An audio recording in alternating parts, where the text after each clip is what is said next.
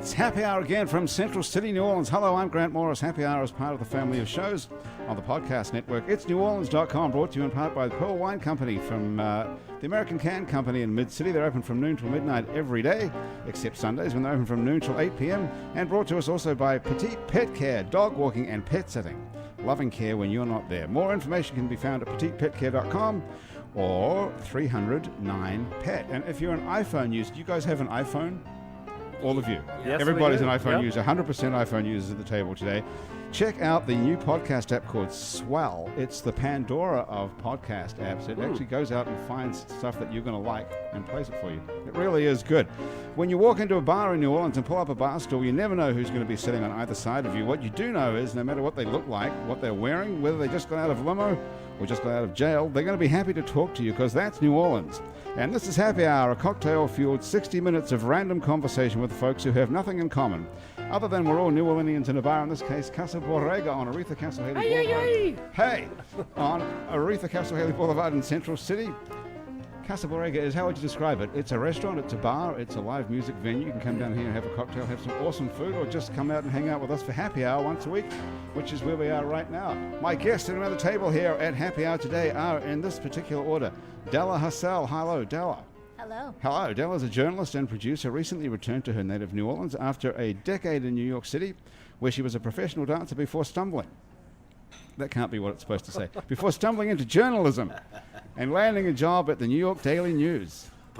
Thank you. In New York, Della also wrote for the super cool insider news site DNAinfo.com. And here in New Orleans, Della writes regularly about charter schools and death penalty issues. That's a strange combination.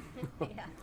Not that Charter, far. isn't that strange? Just charter schools and death penalty. Maybe in New Orleans that's not so strange. We'll get onto that in a minute. 4, The Lens, which is an investigative news website. Della's the sole journalist for the Mid-City Messenger, an online neighborhood news site.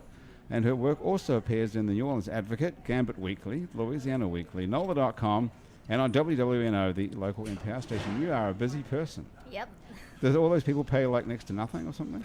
I can't comment on Or are that. you super wealthy? I'm not super wealthy. No. So you have to do all that just to make a living in New Orleans? I do it because all those news organizations have something different to offer. No, they do. Yeah. Well, we have to work our way through those in the next 60 minutes. Dr. Charles Chamberlain is sitting to my left. Hello, Hey, Dr. what's Chamberlain. going on? How you doing? I'm not feeling too well. You're not? Are you that sort of a doctor? No, I'm not. No, I didn't think so. I am a PhD. Dr. Charles Chamberlain is a true what I really do New Orleanian. Charles is the president of Historia, a New Orleans-based business which provides professional history consulting and museum services. But what he really does is walk around and talk about music.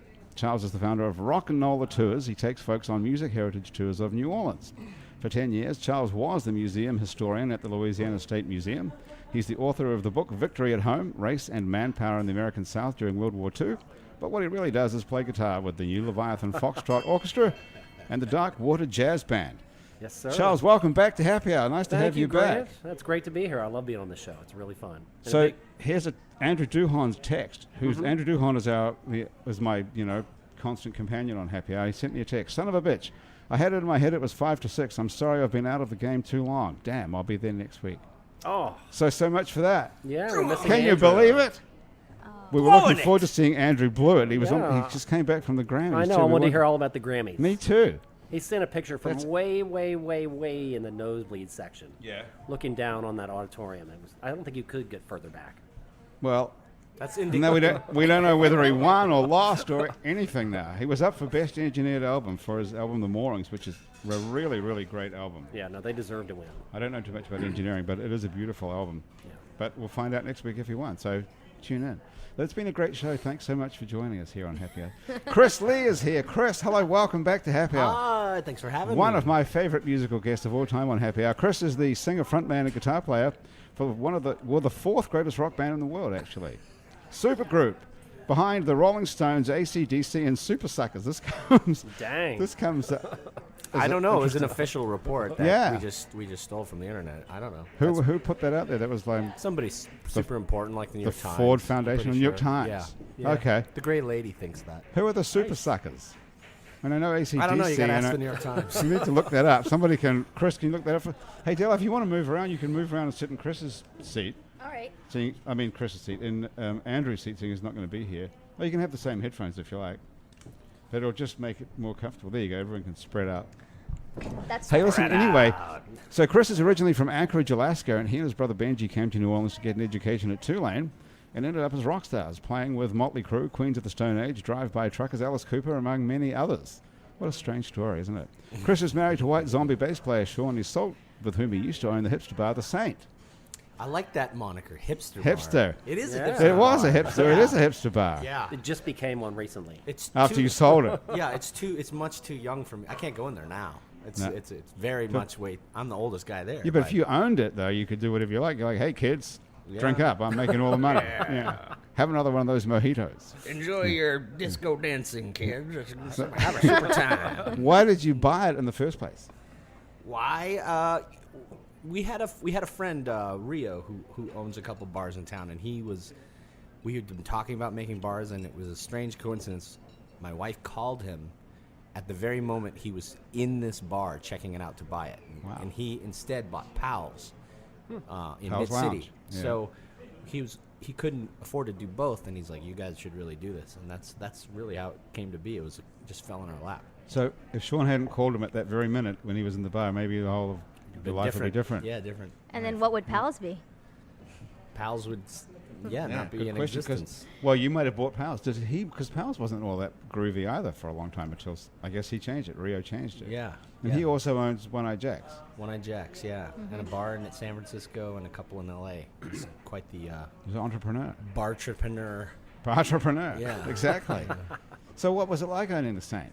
Were you like a You know, I really liked it. I really enjoyed it. It was like our little clubhouse. It was like our friends, and then later, but we had all these partners. So I was always on tour.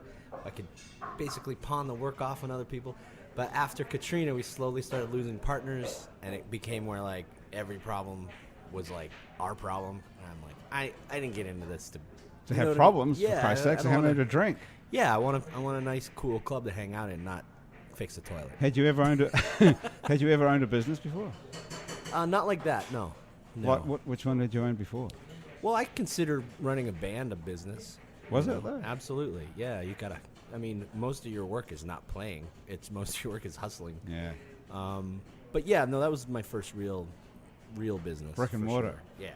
Yeah. It was fun. I don't regret it. But now it's back. We sold it to a guy, the guy who makes the Defend New Orleans T-shirts, Oh, that Yeah. guy. Okay. And- Who and- is that guy? Jack Curry, and then he, after a couple of years, got tired of it. Went to architecture school and sold it to my brother. So it's back in the family. now. Really cool. Yeah. So you can you drink for free there? Technically, I should be able to, but I don't go in there often enough that Well, everybody. now you yeah. feel too old. Yeah. Hey Ben, you should tell all the new bartenders that I drink for free there. It's really, really embarrassing. It must Yeah, be. Ben. Are the prices of the drinks reasonable at least? Yeah, it's still a cheap bar. Yeah. Well, so was it a groovy spot when you owned it, or did Ben turn it into? No. It was cool. It was more rock and roll oriented, and now it's more DJ oriented. Yeah. You know, and much like I said, 10 years younger. 20-somethings. 20-somethings, Yeah. exactly. Well, when we owned it, we were 20, 30-somethings. So Yeah. Yeah. it makes have sense. Have you turned into like completely invisible yet, where really good-looking women don't even see you? I don't know what that's like. No. I don't know what you're talking about. That's a shocking development. I noticed that years ago. That you can go to a place, well, probably 100 years ago, and all these good-looking Tulane students who used to at least look at you for a second, they don't even see you. Yeah. You're So you're invisible? You're just in the way. Have you noticed that, Charles? No, not at all. No, I you're still see them you're still women just attracting. infatuated You're with still you. they're still infatuated with you. I'm talking about. No, you. With me? No, I think Yes, you would. Hang- totally. Really, that would Yes. be great. I would love that if that was really true. All the How women awesome. I know that know you think you're super sexy, Grant. Really? Wow. I wish there were a lot of them right here, though, and we could see if that was true. But that's very kind of you to say that. Oh, yeah, I'm That's so serious. nice. I think the show's made now. I think. Yeah, I can go home now and Play the leave it music. alone. Play the outside. Exactly. Yeah. So we're going to have a bit of live music on the show today. We don't have Andrew Duhon because he won't be here till next week. But both you guys are going to play. And Della, you've learned to play the guitar especially for the show, right? Yeah, that's right. Well, you're a dancer. You must know something about music. I know how to count it. Okay. Well, you could tell them if they're in time. All right. You could be like Happy the to do metronome. that. Can you do tap dancing while in the background while we're playing? I actually can tap dance. Can you? Could you do it now, or do you need another couple of these drinks from Hugo at Casa Borrega? I don't know. I might need another sips at least. Another couple of sips. When's the last time you tap danced for anybody? I tap danced in 2011, maybe 2012, teaching kids in New Okay. York. That's interesting. The kids still like. I mean, you still see people tap dancing. That guy Savion Glover made tap dancing Oh, hip yeah. again. Yeah. Mm-hmm. That was totally out for. I mean, that was like who tap danced? Yeah. Right. You know, even Dean Martin was too cool to tap dance, right? As far as I know. But then so this guy brought it all back and made it groovy. Yeah, I mean, he was. How did you get to be a dancer? I went to NOCA here. I don't know. I was just I think I saw some sort of public television show when I was a kid and fell in love with ballet and told my mom that's what I wanted to do. She put me in classes and I went to NOCA and then I went to New York and I went to Alvin Ailey school. And So were you good all the way along, or did you learn to be good? Were you naturally good? New York was an eye opener for me. You know. Because most times when you hear about dancing in New Orleans, it's not that kind of dance. It's mostly, you know, I got people that a taking lot off in their New clothes. Orleans. Yeah, especially in high school, I got that a lot. When I would say I was a dancer, they're like, "Oh." When Look you were in away. high school, they thought that you were working on Bourbon Street. Well, you know, it What high is New school was Orleans. this? That was at NOCA. People thought that you were stripping. I don't think they thought I was stripping at NOCA. If that's what you. No. I mean, your classmates at NOCA thought that when you said I'm going to be a dancer, they thought you wanted to. I don't know about my classmates, but you know, just social situations Yeah. out and in a party or That sounds pretty exotic, though, to say that you're a stripper in high school. no. Better than doing ballet. No, No. I disagree. Yeah. Really? Yeah. Maybe that's. You think it doesn't sound as cool to say you're a stripper? It sounds more cool to say you're a ballet dancer. I guess do. Yeah. I guess it does, really. Yeah. I think it takes more talent to be a ballet dancer. Yeah, I but mean, I don't know. Who makes more money though? Definitely well, a stripper. strippers are making all the money. It's extraordinarily hard to be a ballet dancer, isn't it? I mean, It is really hard. Yes. It's like taxing as all hell. It's so physical. It's like swimming and ballet must be the two most difficult sports, I think. That's one of the reasons I stopped. You know, I had a good run of it, and I didn't want to get injured and go out like that. So I found something else to do. Yeah. What did you do when you would dance with the Alvin Ailey company, or you went to the Alvin Ailey school? I went to the Alvin Ailey school. What did you do after? Who did you dance with after? A couple of contemporary companies in New York, local in New York. And you can make a living in New York City being a.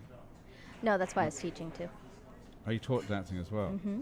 So what do they do to make a living? You have to be one of the big companies, like the New York City Ballet or Right. the Alvin Ailey Dance Company, or the was it Pilobolus or something? That's come here once Pilobolus in is a a while? big company. Mm. But if you Elisa Monte is a big company. is it? But there's no like smaller things. Like there's no Bourbon Street of ballet where you could pick up a gig here and there. You know. That's a tough analogy. What about Broadway? Is there crossover to that kind of dancing? Absolutely, yep. A lot of my friends that I went to school with are doing Broadway stuff now, and I think that they're doing really well. Yeah, that's a good point. Well, On Broadway. Right. why aren't you still dancing? You really were scared of getting hurt? Well, you know,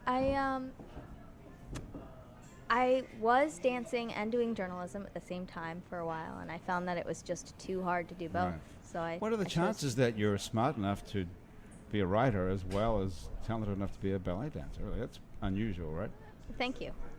Well, it is true though, isn't What a it? package, huh? I mean, those two don't often go together. No, you're Super right. intelligent and ballet dancer. I wouldn't think. Not that I know a lot of ballet dancers. In fact, any. I don't know. When I was in high school, I remember my high school counselor saying that ballet dancers were the best students because we're so disciplined. So That makes sense. that's what you got there. So a lot of ballet dancers are super smart. So there's a difference between being disciplined and being able to do something. Right. I mean, I would say that there is a difference between disciplined and smart. Yeah, but you know, I guess if you're smart and you're disciplined, you have a lot more going for you. Well, that's the secret, isn't it? Being talented and being able to capitalize on it. Right. I mean, yeah. I know a lot of really smart people who. Chris is super smart. I can get my shit together. Yeah. He dropped out of. You were doing it. Weren't you doing a PhD at Tulane as well? I was, yeah. I mean, like biochemistry or something. Cell and molecular biology. Dang. See? Wow. There you go. That's There's- really impressive. Everybody's like a smart person around here. But And then I went into rock and roll. I don't know if that was a smart decision. Well, see, it's like the same thing. It's like dance and. he went the other way, though. You couldn't do both? It was difficult. It was difficult to do them even for a short time together. But yeah, no, I liked science because it was a thing where you could be curious, you Right. know, and there is like an imaginative, creative side to it. But once you get into the actual drudgery of doing that every day, it's a shitty job. It sucks. It is? Yeah, yeah. it's- What would you do every day? if like the you're a research part, you eventually you have to pick a professor and you work for a professor, and then you work on his research, Right. whether you're into it or not. And it's like being a high paid coolie, you know, not even high paid, but high tech coolie. Right. Yeah. And And I was also trying to get like a film thing together because I wanted to go in. I knew I wanted to go into film and TV, and so while I was doing my PhD, I had invented this sketch comedy show at Tulane Student Television. That's cool. And we were literally making it up as we went along. We did 13 half hours, and it was so much fun to do that. And then juxtaposed where I'd be super hungover and tired, trying to do my research or whatever, teaching kids. I mean, I like teaching. Don't get were me you, wrong. were you teaching at Tulane as well? Yeah, as a TA. That part was pretty fun, but it's a lot of work. And I was like, why am I not doing the thing that I'm super into? And so that was a major The factor. sitcom production, you mean? Yeah, exactly, exactly. What happened to that show? It was like Monty Python. You know what? When I took all the tapes when I left, so I have them all. We never did anything with them. I tried to pitch them. I would go through I got a copy of the Yellow Pages phone book. I mean, the LA phone book from the Tulane library. They had all these phone books. I don't know if they still have them. And I would go through production companies of shows I liked. So I would just cold call people and be like, "Hi, this is Chris Lee. I have a show you'd be really interested in." And I got like Bob Tappert, who was at the time running, what was it, Xena and Yeah, Hercules. he's the guy who wrote. Yeah. He wrote those. He was the Yeah. executive producer, and his partner is the dude that did all the Spider-Man movies, Yeah, that's right. Sam Raimi. Yeah. So I got those guys, like people like that on the phone, and Marcy Carsey, and You got through to these yeah, people. These absolutely. Are like, no one in Hollywood can get a So hold of these people. that's what I thought. I was like, this Yeah. is easy. Why is everybody so afraid of it? And I found out much later that there was like some big shot at like Universal named Chris Lee, and so they would pick up the phone thinking I was that guy. Okay, that explains it. Oh. That's great. Did any of them actually look at your stuff? Nobody invited me to send anything out. No. They No, just- they were just they like, realized you were the "Keep-" wrong guy. They're like, just "Hey, nice looking at you, nice kid." job, kid. Yeah. Keep working. If you come out here, you can look us up. That kind of That's thing. great. That's pretty good. But you never actually did that. You never pursued a career in. That's what I'm doing now. Improv, comedy. No, I guess not. But What are you doing now? So in the last couple of years, Supergroup was kind of fizzing out, mostly because my brother started having children and bought the bar, and All right. the classic. That'll stuff. kill it every time. So I was like, I want to go back and like create television shows and maybe eventually make films. And so but nobody will hire you for that when you're in your late 30s. So I got a friend of mine does reality Lie though, about your age. and he Yes. gave me a job as a producer on some reality shows. So I did that for a couple of years. Okay. We have to stop right Yeah. there now. Okay. You produced reality shows. Yeah. Yes. Okay, let's multiple start with- seasons. Why Okay. isn't that in your bio? Really? How come I only get I've the been fourth working. greatest rock band? What did you produce? Which ones? So I did a couple seasons on a show called Jersey Licious up in New York. Nice. And it's about these hairdressers, these Oh, right. kind of trashy Jersey chicks who we would just tee them up to fight every couple of episodes. And so you have to like tell the story of why they'd get so mad at each other, and then you'd have to tell the story of why they'd be in the same place and make it realistically. Believe me, reality is pretty much all scripted Yeah. to a varying degree. This is very scripted. And then we, like part of my job was, we would have the story that would come down, and then your job in the field would be to get these people to say what you want. So like you say, okay, so here's what's going to happen. Tracy's going to come in, and she's going to just be shooting you dirty looks the whole time. I want you to ignore her. You're above it. And meanwhile, you go tell Tracy, Monica is going to ignore you, and you do not get ignored. So if she ignores you, you go over there and you slap her across the face. And not, and tell people different things. But these aren't actors. These are actual These are hairdressers. and that's how they get around paying like Anything. actors union Right. fees, writers fees. Instead of a writer, you're a producer. Instead of a actor, you're a reality star. So Okay, so you can just go back one step.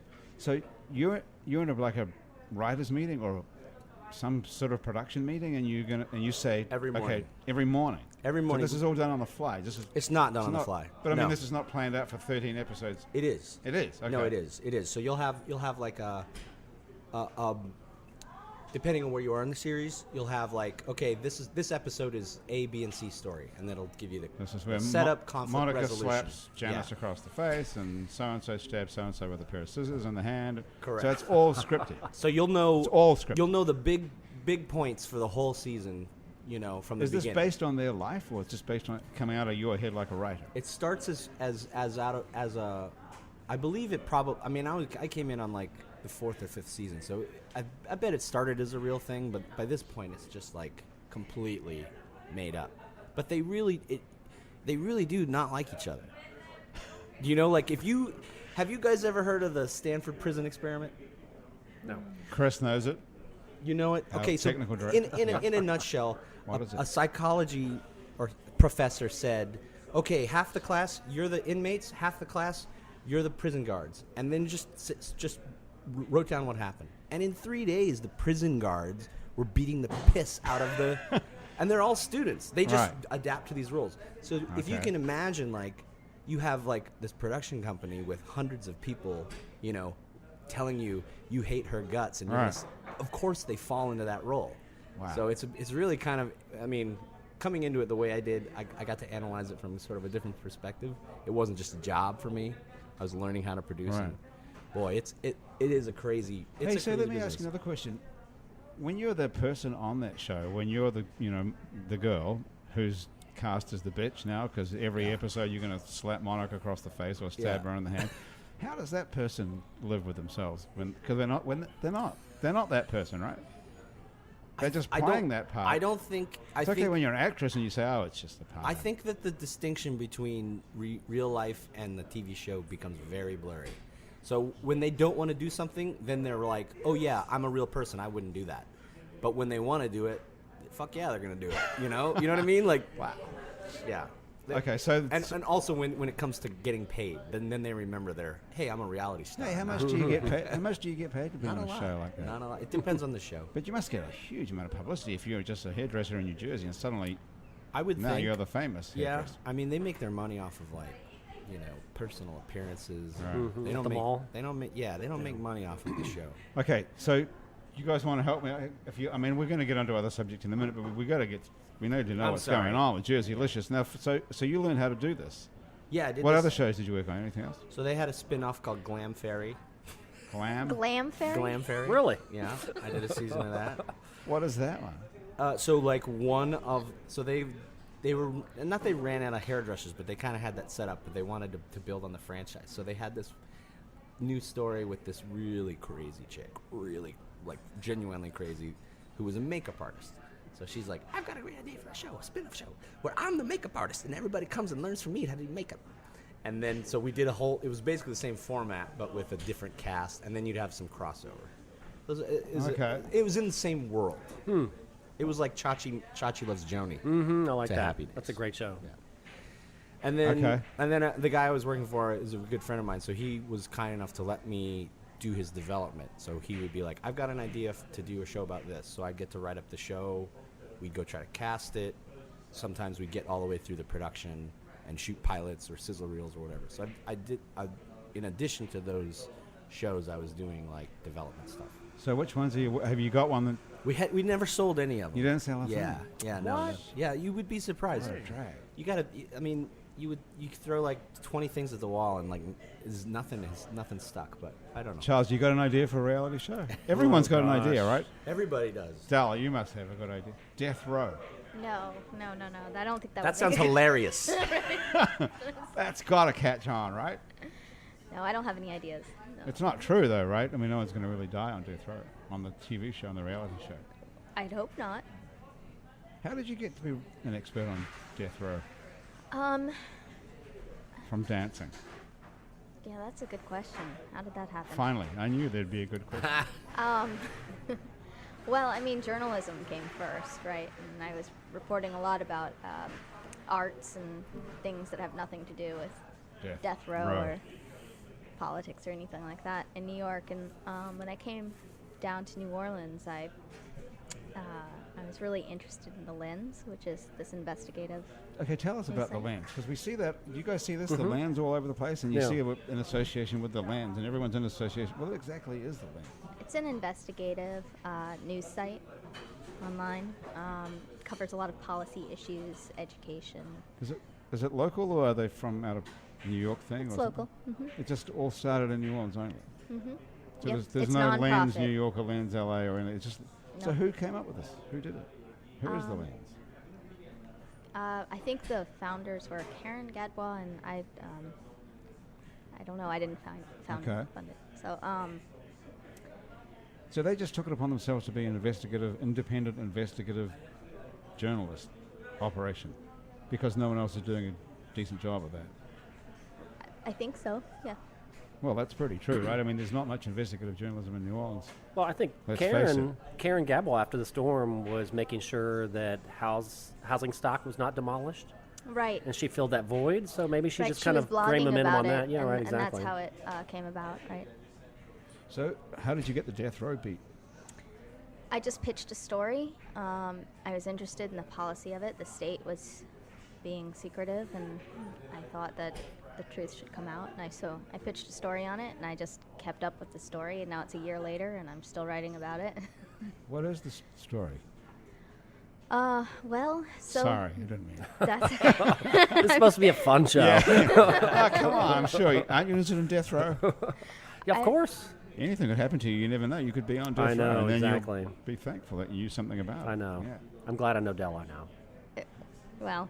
So there's an inmate. His name is Christopher Sepulvedo. He's scheduled to be executed February 5th, like a week from now. But the whole problem is that the state has been secretive about what drugs they're going to use. So To kill him. to kill him, Because or you where can't those get- drugs have come You from. can't get the killer drug or something. That's what Right. Well, there's a drug that they used to use. It's called pentobarbital, and it used to be manufactured by a company called Lundbeck, which is from Europe, a Danish company. You guys ever done pentobarbital? Never. Actually, what's interesting is the same brand of pentobarbital, Nimbutal, was implicated in the death of Marilyn Monroe. Okay. What about Michael Jackson? What was that?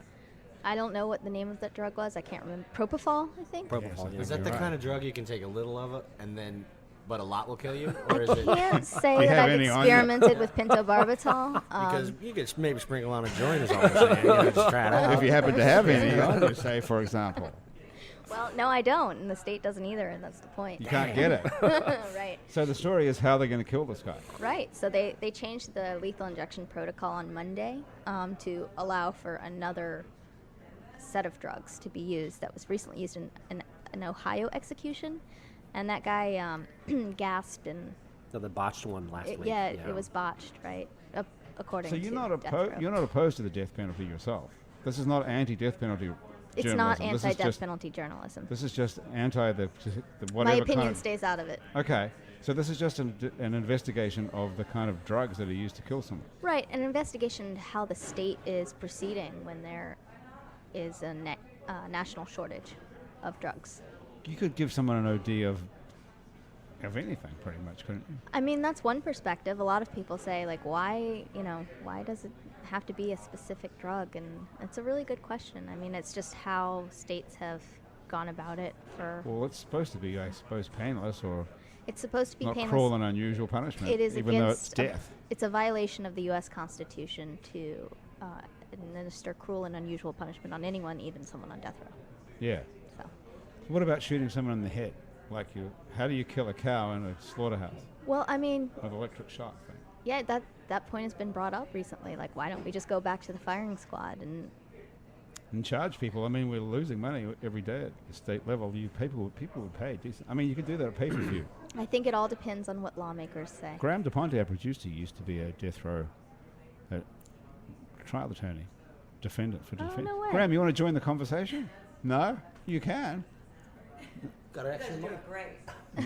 Sit down. Sit down. I heard Della today. She was so good. Jello was on the radio. It's on the Yes. real radio, not the podcast radio. I was Well, so excited that you were going to be here today. Oh, You really? sounded so good. I didn't hear it. Clearly well researched. Graham, what did she say that was of any importance? She talked all about the drug protocol and how people don't want to give drugs to the U.S. or sell drugs to the U.S. for Oh, executions. because we use them to kill people with. Right. You know what? The rest of the world, they don't like the death penalty. I mean, the rest of the civilized world does not like the death penalty. So someone listening who had some sort of degree in chemistry, say, could come up with a replacement. Why isn't someone doing that? Because isn't there money to be made now in that? There's so much testing that is required.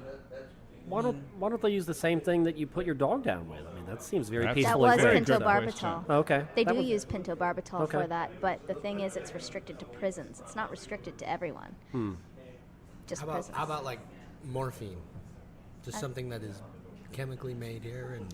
That's a good question. I think if Well, I think the problem is people aren't using morphine now to kill people. So the question of how much and Well, what if you fucked it up? I mean, how bad right, could it exactly. be? You can't. Well, you You know, can't- the guy's dead. Well, Oh, shit. No, that's why. Where the Eighth Amendment comes in. I mean, cruel and unusual punishment Right.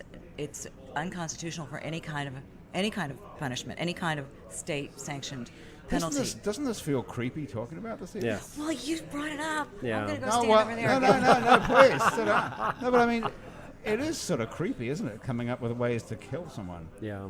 as a government. Well, if you're gonna kill them, you better get your P's and Q's right. I guess so. Yeah. You Yeah. better do it. But who's responsible for this, Stella? Who's got the last word? The governor? well, that's a good question. So there's Thank you.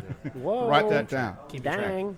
It's time for a song in a minute, but there are state laws and there are federal laws, and it gets kind of messy and complicated when you try to sort out what's okay with a state law and not okay with a federal law. I think well, that which one supersedes in this case? federal would supersede state, but there are state judges that are asking for discovery, for example, that are asking for things, and there are federal judges also asking for discovery, but What does discovery mean? Facts. discovery means facts. So Sepulvedo's lawyers. What did he do, this guy, Sepulveda? He killed somebody, I assume. Yeah, it's pretty gruesome. He killed his 6-year-old stepson. Well, sometimes these kids can be, It's can be annoying. If you've ever had kids, I'm sure you'll agree. Jesus Christ. So you got the death penalty yeah. for that. And how long ago was that? How long has he been on death row for? He was convicted in 1993, so that's how long he's been 112 years. fighting his rights, I guess, in court, saying that his constitutional rights will be violated.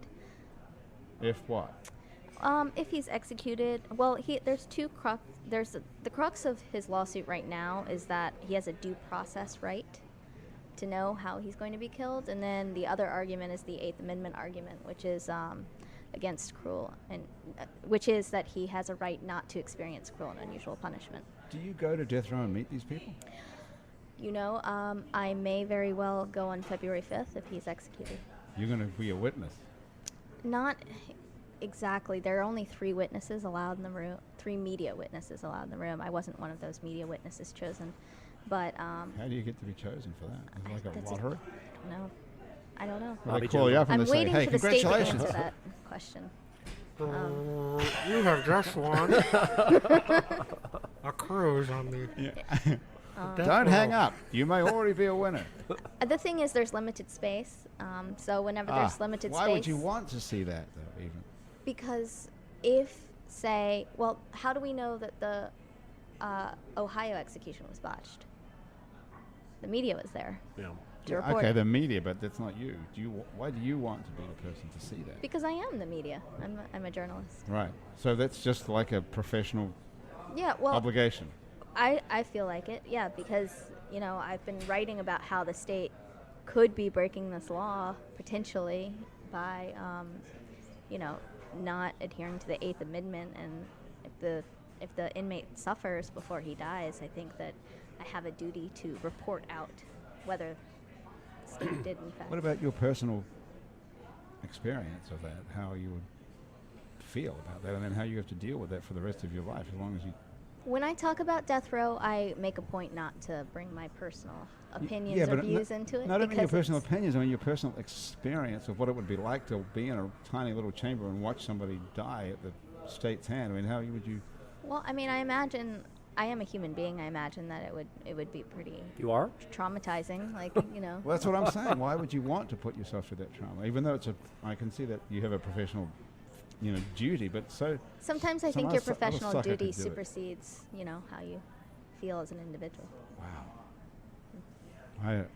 I commend you. That's amazing. I would just say, some other sucker in the media could go do that. And would you want to do that, Chris? If that was my job, yeah. Yeah. Would you, Hell yeah. Charles? Absolutely, yeah. You would? Okay. Oh, all yeah. right. But I'm going to do it as well. God damn it! You guys are all going to do it. No, I so mean- who? Yeah. I was just going to say, not many people get chosen for that. So to be able to see that, it's a great obligation that you could pass on in a positive way. Right. Well, I won't actually see it because other reporters will be in the room. But it's a. If I do go, and it hasn't been approved yet, I'm waiting to see if I will. But if I do go, it'll be part of what we call pool reporting, which means that the reporters who do witness it will pass on their notes and whatever they see to us, to the rest of the media waiting outside. Graham. Well, I was just thinking, nobody that I've represented has been executed, but I have a few death penalties, unfortunately, in Jefferson Parish. I actually don't think anything is gonna. I think we've got good issues, but I was asked by one of my clients who was convicted and sentenced to death. I actually promised him that I would be a witness, Wow. which I'm so happy I don't have to do because I think he's going to work out. I think he's going to. So you right. defended people who are on death row. Yes. You were Well, I defen- know I you were defended defense people. attorney. I defended people who were accused of They're capital accused crimes. of- right. Yeah. So So, you- I didn't do any post-conviction work. Right. I did Okay. trial work, and my only job was mitigation. So my only job, I didn't have anything to do with guilt or innocence. My only job was, I had to pretend from the minute I met my client, from the minute I read the police report, that my client was going to get convicted, and my job was to make sure he didn't get the death penalty. It's really tough. So that's Hard what you job. woke up every morning and went to work to try and stop That's why I people. don't do it anymore. Yeah, It's- it must get to you after a while. Oh, I would go. I would. Now you see where I your went to bed producers- for a month after one trial. It was, You stayed in bed for a month. I did. It was. I can see why you produce a stupid podcast. This is a cushy job now. Oh my God, that's you guys have that's a real life job. You too, Dalla. That's like the real thing. It's pretty intense. Yeah. I haven't slept in a while. Well, you're pretty good for someone who's not sleeping. Well, thanks. Do you really? You don't sleep. You just it makes you too wound up. Oh, it's not that. It's just grueling because everything's changing so quickly. I mean, the closer you get to, well, in this case at least, the closer we're getting to his execution date, the more legal filings come in through court. His lawyers are really trying to stop it, requesting stays of execution. Every time that happens, it's a story, and it's So that's what's keeping you up is work. It's not right. stress. No, I sleep pretty soundly, whether I'm stressed or not. Okay. Wow. Charles, what do you think? You got a guitar in your hand. You think you can, Yeah. you can take our mind off the Yeah, sure. death row for a minute? I don't know how we Sorry. Yeah. No, it's I'm fascinated by the story for one reason. That is because the Sepulvedos usually come from Sabine Parish. The Sepulveda family is a descendant of the Choctaw Apache people and Spanish people. And Sabine Parish has the greatest tamales in Louisiana. So tie into Casa Borrega here. So. Nice. How do you know that? Because I've spent a lot of time up there. It's just west of Natchitoches. And there's a large Spanish and Indian population out there, and they make, in my opinion, the best tamales in Louisiana. Is this part of your life as a historian? Mm-hmm, absolutely, Just yeah. someone who likes tamales? Yeah, both. Both. So you can Loving combine tamales is, both. yes, exactly. You can combine your love for tamales and history. Yeah, absolutely, yeah. That's, if you're a historian in Louisiana, food history is on the top of everyone's mind. So you have to know the histories of all these foods. And that part of Louisiana has very unique food traditions. It's very different from South Louisiana. What is the history of the tamale exactly? Well, a lot of people I know up there, Choctaw Apache people, say it's traditional to their culture. So it's basically an Indian food up there. And a lot of people associate it with Mexico, but a lot of the Indian food historians up there say it is local, and they Well, trace what do it back through journals and stuff. What do you believe? I believe them, yeah, absolutely. That it really, can it be both? I mean, why Yeah, couldn't it be well, both? I mean, any corn product in North America is going to be an Indian-based food, and so tamales are common throughout Central America, throughout Latin America, Mexico, all the way up into this part of North America too. And the ones in Sabine Parish are more like a Mexican-style tamale. They're dry, a little bit small, but not as big as the Central American tamales. And then tamales down in South Louisiana and Mississippi generally are in like a chili gravy, so they're very different. Is there a Native American word or local word for For tamale? I don't know. I've never asked them. But the Why Choctaw wouldn't- Apache why actually wouldn't lost their you- language. So. They did. Oh, they didn't Yeah. have a language. Oh, No, they did, but they lost it. Yeah. So, yeah. Well, a lot of people in America must have lost their languages who came over here Uh-huh, from other yeah. countries. Well, to be think about all to the be countries federally I've recognized as an Indian tribe, one of the criteria is you have to have your language intact. And so Oh, really? That's one of their big challenges for getting federally recognized. Really? Mm-hmm. To get a casino, To get a casino and you to have get to have other. your own language. Uh-huh, yeah. That's where you're screwed up here. Mm-hmm. Oh, that's interesting. I didn't know that. Yeah. Yeah. So, what are you going to play? Well, I did write a song recently. It's atypical of kind of songs I generally write. Me and a friend of mine have a group where we write a lot of character-based songs. Where we assume characters, and so they're fictional characters, and we can take them wherever we want. Tamale Joe, for example. Tamale Joe, exactly. That would be right up our alley. A lot of food-based songs, a lot of cultural history, social songs. This one is just a good old-fashioned kind of cheesy love song. So, Okay. y'all ready? What do you call it? That's the way it goes.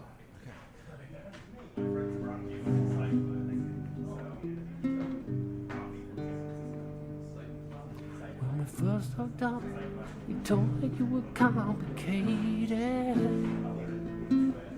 Looking back, that was an understatement. You said I was trying to wear you down. If I proved myself, your walls would tumble. Not gonna tell you how much I love you. Not gonna tell you how much I care. I'm not gonna tell you. Not gonna tell you how much I pity you and your cray-cray and your friends say the same. I'm not gonna tell you. And that's the way it goes. That's the way it goes. That's the way. That's the way it goes.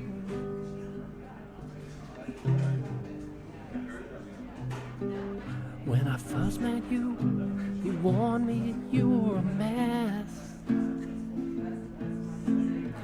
If I could think twice, I'd know what was best. You were right, I was trying to wear you down. And you continue to wear that ice queen crown. Not gonna tell you how much I hate you. Not gonna tell you that you're cray-cray. I'm not gonna tell you. And that's the way it goes. That's the way it goes. That's the way. That's the way it goes. I'm an old soft cowboy, and you're a steely alien girl. Every time I ride my pony up to your drawbridge, all I get is threats of hot boiling earth. And that's the way it goes. And that's the way it goes. That's the way. That's the way it goes. That's the way it goes. That's the way. That's the way it goes.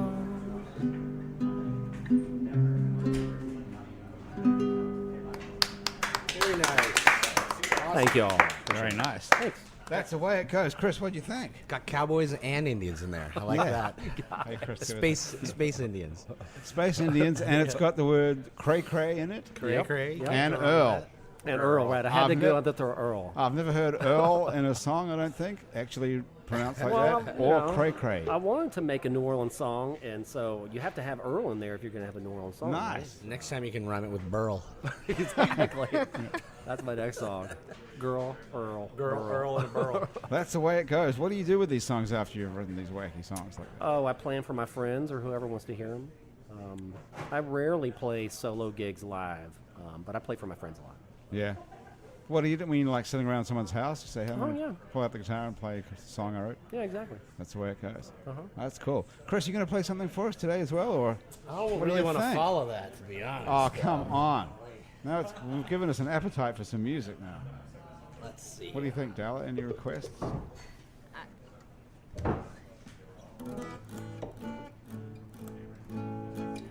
I don't know what to play. What do you guys want to What are you, what what kind are you of song thinking you of? wanna What are you working on?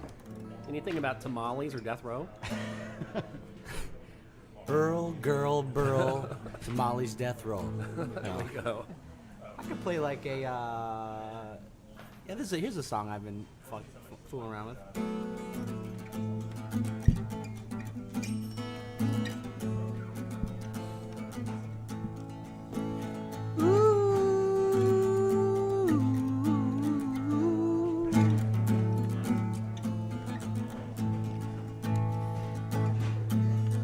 You broke the only rule. Never fall in love. That was something that you knew not to do. A crime I'm not guilty of. I'm not sorry I stole your kisses. Not sorry I stole your kisses. But who wants them more than I? If you wanna get them back, you can try.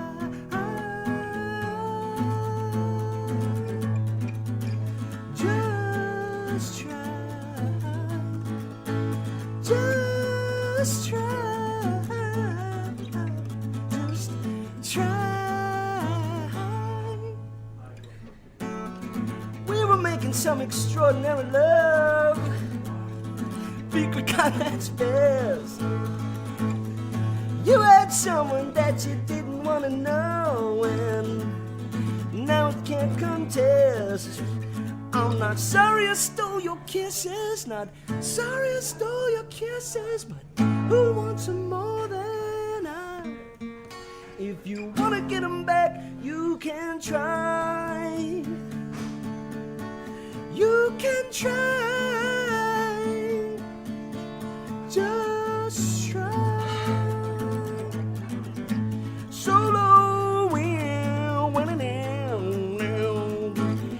Hit it, Charles. You would play a solo here and hopefully get something about Earl. Yeah, I'm not sorry I stole your kisses. Not sorry I stole your kisses, but who loves them more than I? If you wanna get them back, you can try. Just try.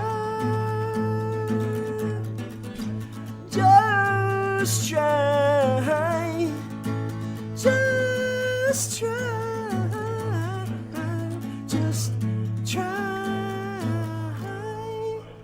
Right. Yes, the great Chris Lee. Thank you very much. Good to hear you singing again. It's different. It's weird by yourself. Yeah. Listening to acoustic guitar. You don't have your whole band to To hide behind. hide behind. Yeah, well, that's. Exactly. I'm sitting here across the table looking at you, and I'm remembering the last, that many times I've seen you in front of a band with thousands of people at Tipitina's or at one of those festivals. It's a whole. It's a different ball of wax. What's it like not doing that now? Not having that in your life? I miss playing live. I do. But I've moved on. I have a Right. a creative outlet in my working on TV shows and stuff. So Yeah, but when you're standing in front of 1,000 people or 10,000 people and they're all screaming and there's nothing that replaces that. Right. That's its own thing for sure. Yeah. So yeah, I kind of put it down for a while, and then I had all these songs that I had sort of collected over the years that didn't fit in supergroup, and then I wrote some new ones, and that was one of them. I wrote a musical that I'm just finishing the demos for, and I have maybe the second draft of the script, and it's about a kid who becomes a folk hero. So it's not like everybody breaks out into song. It's like more like Purple Rain. Oh, so there's a reason to sing. There's a reason Right, he okay, sings all yeah. these songs. And he gets big because he becomes a folk hero because he sings about how fucked up living in this country is now. And he sings songs about, like, my freedom isn't free. And Little Man Blues, talks about, like, the story is about a kid whose farm gets burned down because Monsanto sued them for copyright infringement. Oh, Lord. And that's what starts the thing. And then it goes from there. And then I put in a bunch of stuff that, my view of, like, how pop music is today, where, like, like he gets a press girlfriend, so they have that one name that makes them both, so they're in the tabloids all the time. It makes them more famous, and lots of fun stuff like that where it just gets ridiculous. So it's just about finished. I would say it's finished enough for me to show to people, but I'm still working on it. Yeah. So what do you do now? You have to get it staged somewhere here. I don't know. I think I wrote it as a movie, so I would like to find It's a movie a musical. star and then build it around that. I think I can make this movie. So You want to direct it? I just want to produce it. How much is the budget? Well, it's on paper, so No, what do you think? Is it like a big $100 million movie? It would not be cheap. You couldn't make it for like $1 million, but I could rewrite it to make it. The You know what I cheap mean? version, if someone got $1 million, Yeah. yeah. If someone gave me $1 million, okay, well, we'll cut out the drone scene then. No, they make drones here in New Orleans. Really? Yes. Manufacture them? Yes. There's guys out at Mishu and the NASA thing there who are making drones for Come real. on. me. Yes, I heard it. We heard it on Out to Lunch show. Uh-huh. That doesn't surprise me at all. It's called. That shit is scary. I can't think of the name of the company, but it's on. If you go to our website, it's neworleans.com, and look at this Out to Lunch. Just do a search for the word drones, and the show about drones. And there's two companies out there. We had both these guys on Out to Lunch, and they're sitting there telling us about making drones, and they're really doing it for real. It's pretty impressive. Wow. Yeah, it's a there's a lot growing going market, on in New you know? Orleans. Yeah. So we could get the drone. Don't worry about that. Oh, okay. All right. You can Well, put a camera on the drone. What's the expense in a musical about this sort of thing? Doesn't sound too expensive. well, I mean, like, you'd have scenes where you'd have to have, like, either digitally or real. You'd have to have a big crowd for Right. a couple of different things. You know that would be spendy. I have that's probably the biggest thing, and then the lifestyle the guy leads. He, like, lives in penthouses in the top of New York, so maybe you could call in favors. That that doesn't kind sound. of stuff. But it doesn't have any special effects. They're not, blowing up a planet or anything. No, those would be the most expensive ones when the guy gets really big and he's playing for big audiences. But you could rewrite it where it's all on the internet and people are watching at home too. So There you go. You there's thought the this cheap, through. there's The cheap cheap way. version. Yeah, That's pretty exciting. Little Man Blues. Is that the name of the actual thing? yeah. That's the record and the script. And you came up with the story. It's all original. Yeah. It's kind of what I was watching these really heavy movies. Network. Yeah. One of my all-time favorites. Great film. And A Face in a Crowd. You guys familiar with that? It was Andy Griffith's first major role. Wow. And he plays a bad guy, like a bad motherfucker, and it's great. It's Andy great, Griffith. it's sort of, If this guy became evil instead of a good guy, that's sort of Facing the Crowd. So it's based on these really heavy things. I try to lighten it up, but it's still pretty serious. I don't know what to do about that. Well, some Hollywood writer, they pay, a couple of $1 million to come along and fix it up for you. Put a Right, few hire a laughs in comedy it. writer. Hey, Yeah. let's get rid of this political stuff and let's have some fun. Yeah. Make If you it could- a bromance. Who doesn't like bros and boobs? Come on. does it have a happy ending? I think so.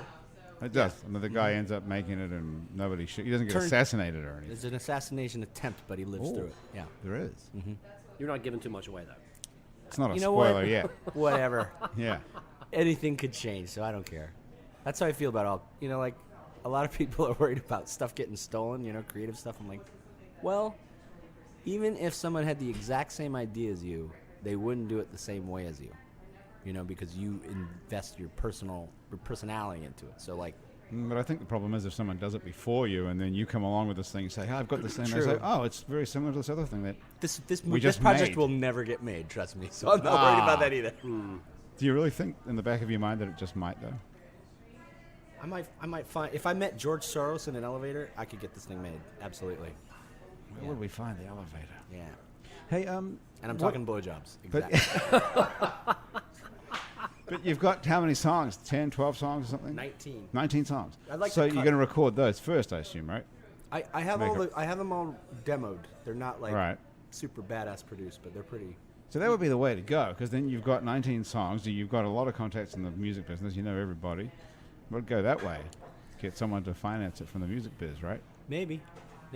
It's it's a you know what? It kind of came from the idea that I didn't want to go to the music industry for money anymore. It was too hard.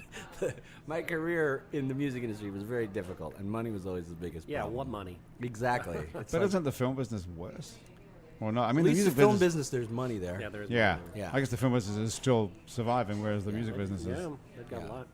struggling. Yeah. Do So you- it's do a you- good idea, though. Do you still make any money in the music? I mean, do you still get royalties and Yeah, I get my stuff? BMI checks every Yeah. quarter, and we still license songs pretty regularly to TV and film, and video games are a big thing for us. Like we play a style of rock that is sort of, I guess, classic rock. So when people can't afford AC/DC or the Scorpions, They go to number 4. Yeah, they go number 4. Exactly.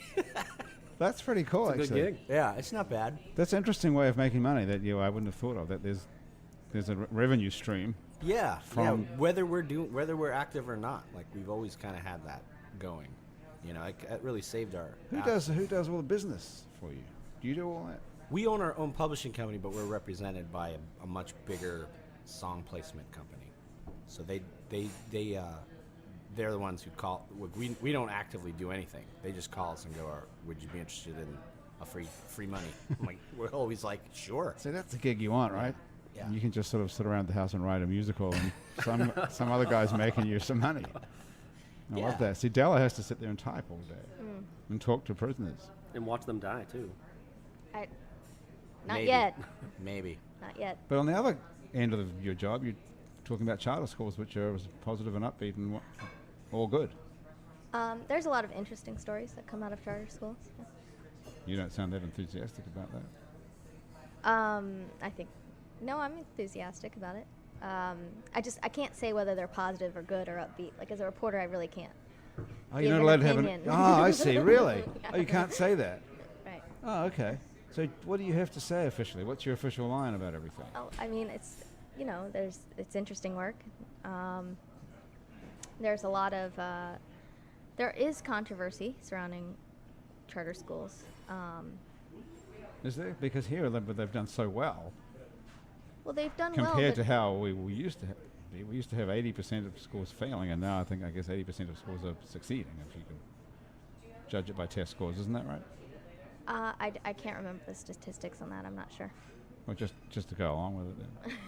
And then Whatever you say. Yeah, it's close enough.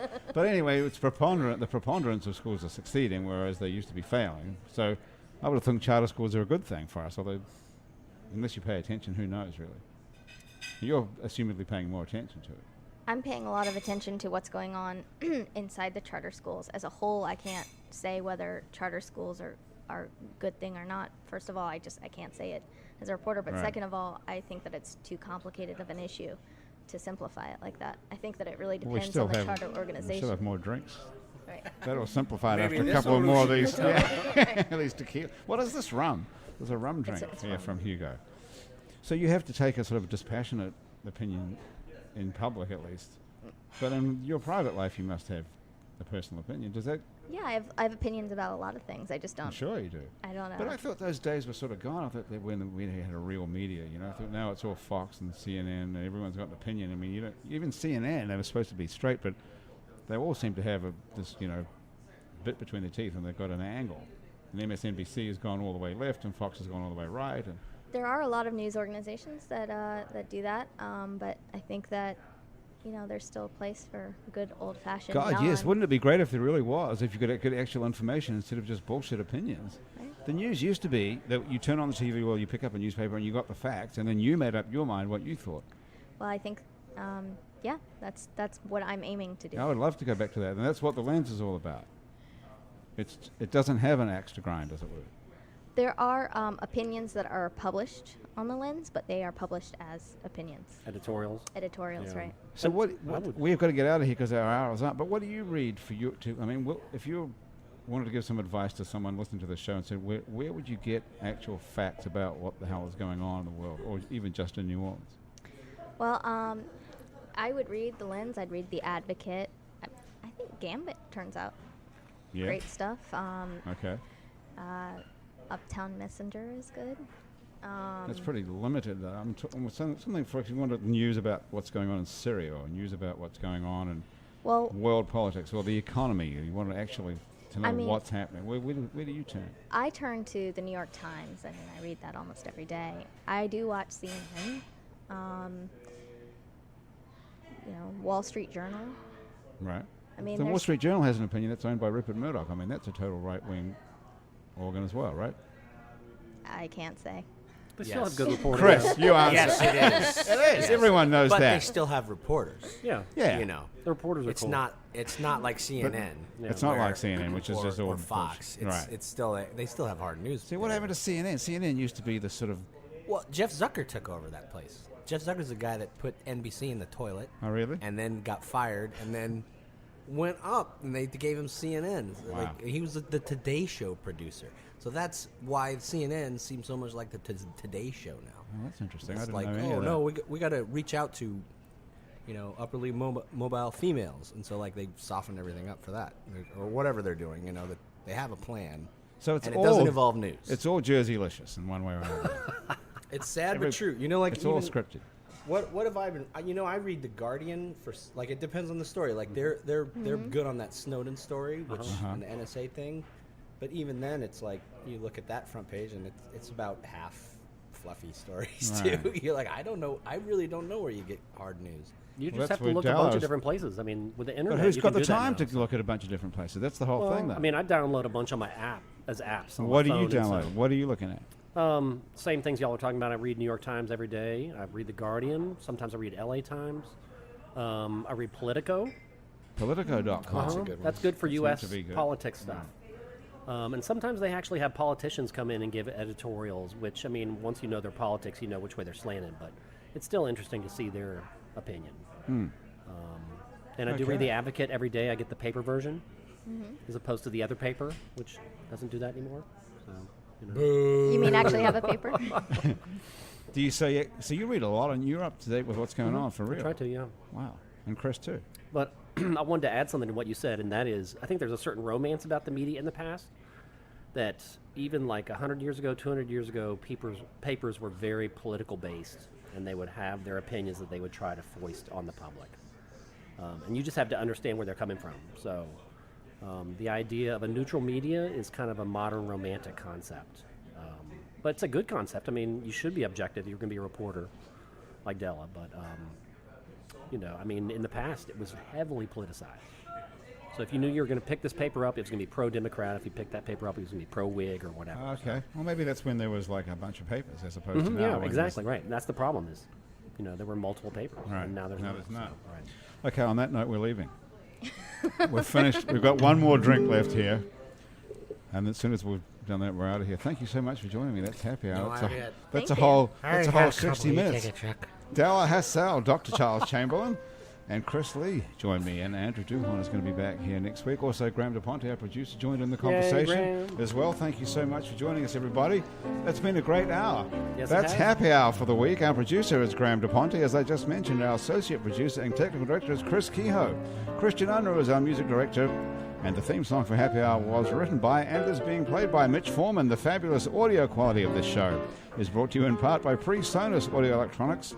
PreSonus makes some of the best audio recording and live sound products, including Studio One, music production software, Studio Live, digital mixing consoles, Era Studio monitors, and much more. You can find out more about that at PreSonus.com. If you'd like to be on our show, and you can sit upright for about an hour around the table, drop us a line. Our address is on our website, where you can also check out other shows, such as More Happy Hours and Out to Lunch with Peter Raschuti live at Commander's Palace. We can hear the show about the drones just by searching for the word drones. Mindset with psychiatrist Dr. Nick Pajic. True to the Game with Chris True and Tammy Nelson Vietnola, our show about the New Orleans Vietnamese community with the Vietnamese Terry Gross, Kim Vu, and Midnight Menu Plus One with Margot Moss and the Man Who Ate New Orleans, Ray Canata. Keep up with us on Facebook, Twitter, and a bunch of other time-sucking social media as well, and all of it where It's New Orleans. You can find the photos from this show on itsneworleans.com and Facebook. These photos are taken by the fabulous, talented, gorgeous Douglas Engel. There he is right there, ladies and gentlemen, wearing black. If you're listening to us on iTunes, Stitcher, or our favorite podcast app, Swell, or some other podcast app of your own, thanks for subscribing to us. Take a moment to rate and review us. That will help other people find us. Our show is recorded live today at Casa Borrega on Aretha Council Haley Boulevard. Casa Borrega is a bar, a music venue, and a restaurant. Come on down and check it out. Happy Hour is a production of INO Broadcasting for itsneworleans.com. Andrew Duhon's back here next week. Till then, for everyone sitting around the table here and everyone back at INO, I'm Grant Morris. Thanks for joining me. See you next time here on Happy Hour.